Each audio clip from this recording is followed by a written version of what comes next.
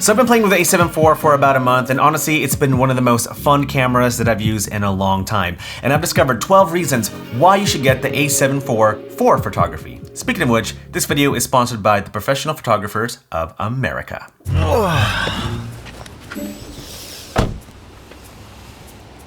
Where's my... In here, dummy. You left the car keys inside. Again. No. People are going to see my gear. I need to break in. Whoa, wait. You're good. You're totally good. What do you mean, I'm good? If your equipment gets stolen, you're covered by the PPA. Wait. What? I mean, I know you get up to $15,000 of equipment insurance, a $50 deductible for repairs, and a $350 deductible for full replacement of equipment lost, but theft? Well, to have more coverage, the PPA offers Photo Care Plus, which includes more protection for your gear, including equipment theft in unlocked vehicles. Whoa. And not only that, but you have access to benefits like hard drive recovery services, online educational content with topics like brand messaging and entrepreneurship, and even access to custom contract templates to use with clients. And if you click on the link in the description below, you can take $25 off your membership when you sign up. Sounds like an amazing resource for all photographers. You know it's not amazing? What? Trying to get back home because your keys. Oh. Huge thanks to the PPA for sponsoring this video. Now please, somebody send help before he does something stupid. No. All right, let's get right into it. Got my notes over here. 12 reasons why you should buy the Sony A7 IV for photography. Reason number 1, 33 megapixels.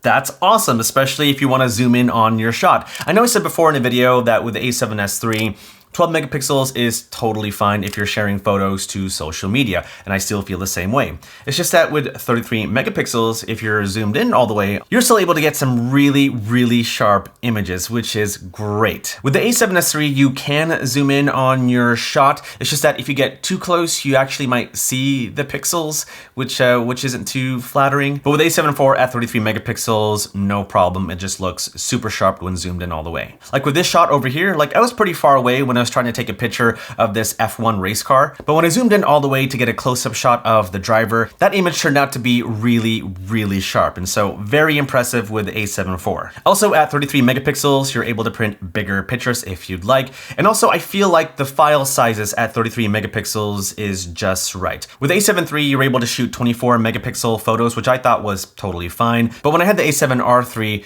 shooting 42 megapixel photos seemed a bit too much for me. Like I didn't really have much space on my SD card to take as many photos as I wanted. So I feel like 33 megapixels is just right if you want a high resolution camera. With the A7R IV, you're shooting 61 megapixel photos. Again, I feel like that's way too big. And with the Alpha 1, you're shooting 50 megapixel photos. Again, I feel like that's too big, but at 33 megapixels, I feel like it's just right. The second reason why you should get the A7 IV for photography is the improved autofocus system. It is really good. Like when I was trying to capture shots of my daughter running towards me, like the focus was on point most of the time. There's maybe like 1 or 2 shots that weren't really in focus, but for the most part, most of my shots were really sharp. Even with faster objects like this F1 Red Bull race car, like it was racing towards us pretty fast, but I was still able to capture some really sharp images thanks to the fast autofocusing system of the A7 IV. Spec-wise, the camera shoots 10 frames per second, 858 continuous RAW and JPEG photos, has an improved real-time tracking, which is great for objects, and improved real-time eye autofocus for humans, animals, and now birds. Third reason to get the A7 IV for photography is the flippy screen. I mean, it's just so convenient to have a flip out screen, a fully articulating flip out screen, to compose your shots if you're shooting at an awkward angle. I wasn't really a big fan of the tilting screen of the A7 III, and so I'm really glad that a fully articulating screen is now on the A7 IV. Reason number 4, active stabilization. Active stabilization is now on the A7 IV that was not present on the A7 III, and is so handy, especially if you're trying to shoot things from far away. Like going back to this shot over here, like I was pretty far away and I used the new Sony 70-200 G Master lens at 200 millimeters. So in order for me to actually get the shot,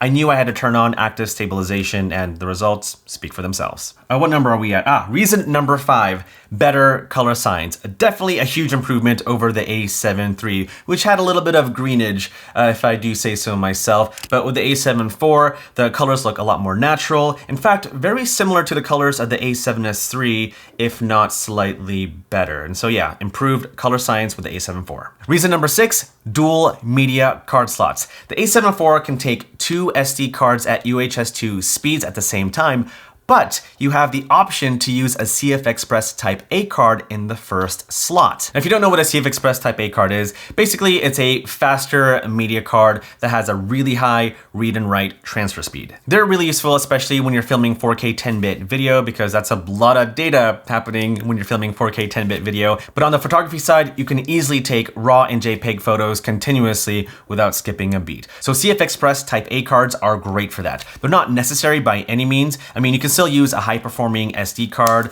like this one over here, the Sony Tough Card 64 gig at 300 megabytes, 300 megabytes per second. This is the V90 version, and so if you want to check out this SD card, then I'll make sure to put that link down below. Reason number 7, the EVF on the A7IV is obviously way better than the A7III. With the A7IV, the EVF has a 3.68 million dot resolution, where the A7 III has a 2.36 million dot resolution. So definitely you can see a lot better, a lot clearer with the EVF on the A7IV. Speaking of viewing through the camera, reason number 8, a much improved back screen on the A7IV. With the A7IV, you have a 3-inch 1.03 million dot resolution touchscreen LCD screen, where the A7 III has a 3-inch 922,000 dot tilting touchscreen. And speaking of screens, reason number 9, the A7IV has touchscreen capabilities, not just for taking photos, but for the menu as well. Like, I love this new menu. Let me turn it on over here. This is the same menu as the A7S III and the Sony A7IV, and it's just so much easier to navigate through the menu if it's touchscreen, you know? Like, I just love it. It's so fluid, it's smooth, it's just really great, really handy. You don't get that on the A7 III, unfortunately, but you do with the A7IV. So touchscreen capabilities while you're taking photos and in the menu, chef's kiss. Reason number 10, bigger grip. The A7IV has a much bigger grip than the A7 III, and even a bigger grip than the A7S III. It may not seem like a big deal, but a bigger grip means that you can actually hold your camera a lot steadier. Like when I was taking these photos, like I said before, I was using the Sony 70-200G master lens, so that kind of made for a fairly big setup. But with the bigger grip of the A7IV, it just felt a lot more comfortable to hold that entire setup, where with the A7 III, it just felt kind of weird because the grip was kind of small. Reason number 11, the A7IV now has USB 3.2 Gen 2 USB-C type connectivity. So that means faster transfers if you want to connect this to your computer, to Tether. It also means that you can live stream with the A7IV without the need of even using an HDMI cable to connect to your computer. Like, I know it has nothing to do with photography, but the fact that you can live stream by just using a USB-C cable connecting to your computer, I think is really awesome. Also, with the USB-C port, you can actually transfer large files via FTP if you get an Ethernet adapter. So just another reason why you should get the A7IV for photography. All right, guys, almost done over here. Reason number 12, a custom dial. I'm sure you're familiar with the shutter dial or the aperture dial, but there's this third dial over here that's originally for exposure compensation. But with the A7IV, you can customize the function of this third dial to either exposure compensation or white balance, or my favorite, to change the ISO. I really love that. I mean, usually I would change the ISO by using the back button right over there where it says ISO, but if I can change the ISOs by just simply scrolling left or scrolling right, that just makes it a lot easier for me when I'm taking a photo. And so that custom third dial, I really love. And it's just one of my favorite reasons why you should get the A7IV for photography. Reason number 13. 13, is it? Yeah, 13. Reason number 13 why you should get the A7IV for photography is that it's a great complementary camera to cameras like the Sony A7S III or the Sony FX3. The A7S III and FX3 are obviously very good video-centric cameras, but the A7IV, because it's so similar in terms of image quality for video and photos, I really feel like the A7IV it complements cameras like the A7S III and FX3 perfectly. And so if you're looking for a secondary camera to complement cameras like the A7S III or FX3, the A7IV is your camera. And last but not least, reason number 14 why you should get the A7IV for photography, and it's this: the price is fair. I think the price is absolutely fair. It retails at $24.98 US, where the A7 III retails at $19.98. So obviously that's gonna be a lot cheaper if you're looking for a more budget-friendly full-frame camera. But for the extra $500, like, the features packed into this camera are well well worth it. And so, yeah, I think the pricing is totally fair. Obviously, if you wanted a camera that has a higher megapixel capability, like the A7R III, that retails at $27.98 US. The A7R4 retails at $34.98 US, and the Sony A7IV retails at $64.98 US. And so that's a lot of money. It's a lot of cheddar cheese you have to put out if you do want a higher megapixel camera that shoots faster. But at $24.98, $2,500 US, I think the price is totally fair for everything that the A7IV offers. But those are all my reasons, and I think legitimate reasons why I think the A7IV is a great option, especially when it comes to photography. Just a whole bunch of features packed into this camera. I just think it's going to be a really good option for many, many people